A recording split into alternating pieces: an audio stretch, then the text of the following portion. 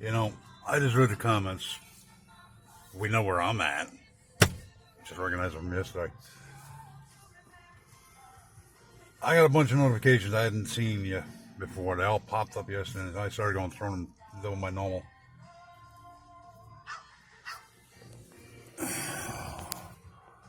And one of them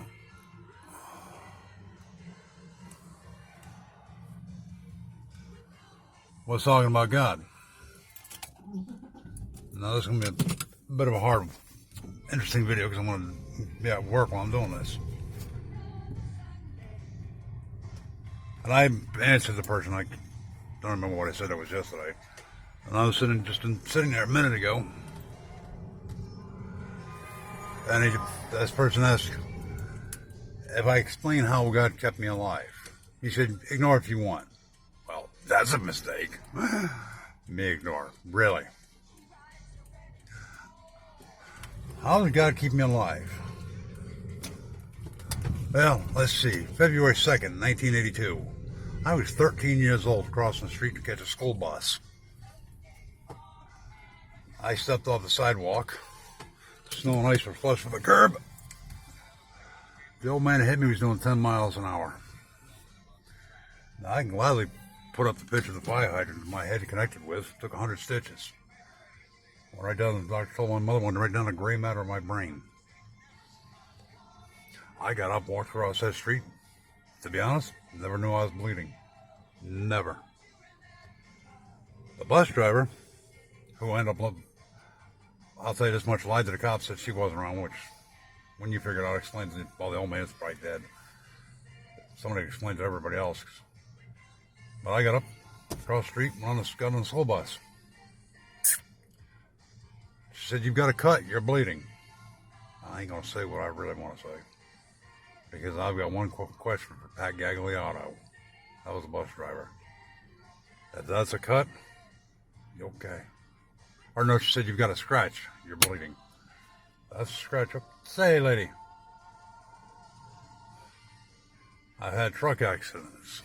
I was mugged in 1985, November 23rd, 1985, 9:42 p.m. by Lonnie Howard and Lonnie's girlfriend, Ronnie's wife, their mothers, sisters, and a couple others. 11 people total. And I can remember this day, the one thing that popped in my head. My older sister Holly taught me and my brother how to fight. She said, if you're ever to the point where you pin down and the only thing you can do is use your feet, use them. Well, I did. That's how I got free. By the grace of God, I was working for a department store called Caldors. It's long gone, forgotten about. It was like Walmart. But I used to do stocking, register. I did everything. And even the cops said it's lucky they did not know you had a box cutter in your back pocket because they'd have probably sliced you up. Truck accidents.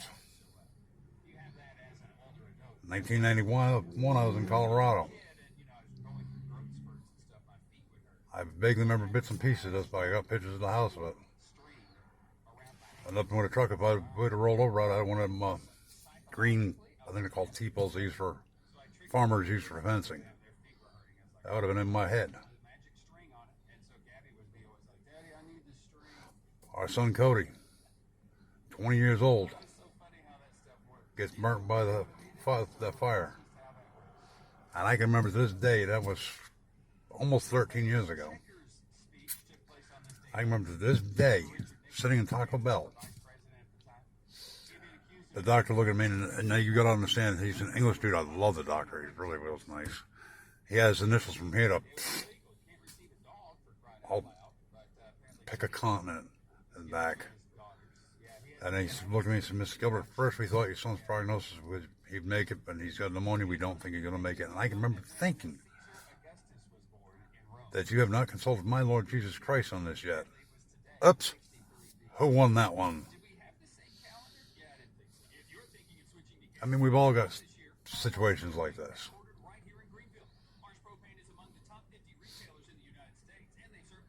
We all do. And not to mention, if you look on TV, every once in a while they'll put on a TV show to try to disprove the Bible. Gotta love them shows. I find them funny because they always prove the Bible right. They've never been able to disprove it, and I've watched tons of them. I'll be right back, and hopefully I don't lose my chain of thought. Screw it. Taco Bell's gonna wait a minute.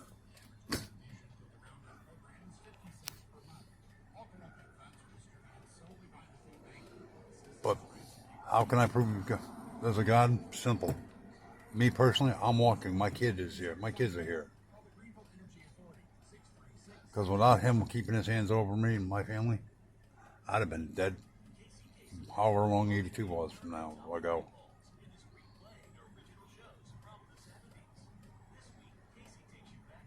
So if that person's still watching this channel, there's you try to prove that God doesn't exist. Not to mention, let me explain something else. You look at the skies at night, or when the sun sets, or even in the mornings when the sun rises. There's no greater artist than God. All them, the big named artists couldn't even compare. Nobody can create the skies like they do, like we have out here. Well, right now it's just cloudy blue skies, but I mean, I've got my daughter and I take pictures on our phones of the sunsets. So, sorry, but there's no way around it. God does exist. He's kept his hands over all of us. We're the ones dropping the ball and screwing up. On that note, I'm going to go pick this order up. I'll catch you on the flip-flop. Bye.